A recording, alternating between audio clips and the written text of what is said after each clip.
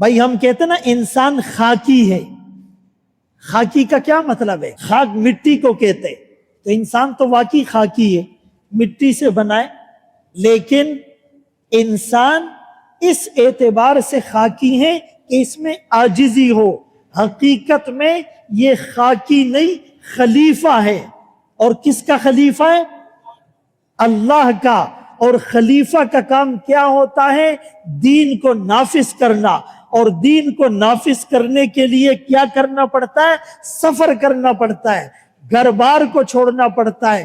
کبھی وہاں جا رہا ہے تبلیغ کے لیے، کبھی وہاں جا رہا ہے بیان کے لیے، کبھی وہاں جا رہا ہے جہاد کے لیے، کبھی وہاں جا رہا ہے حلال کاروبار کے لیے. تو ایک مسلمان وہ حقیقت میں اللہ کی پوری زمین کے اندر سیرو فی الارض، یہ اللہ نے قرآن میں حکم دیا ہے، چلو پھرو زمین میں. ہمارے بزرگ وہ فرمایا کرتے تھے کہ بھائی کبھی کبھی تبلیغ میں نکلا کرو، گھر والے عادی ہو جائیں گے.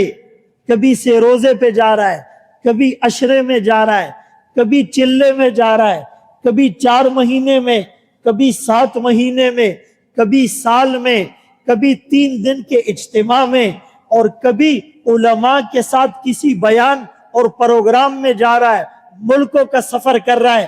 گھر والوں کو عادی کرو. اگر عادی نہیں کرو گے اور اچانک یہ چلا جائے گا تو پھر تمہیں بہت مشکل ہوگی.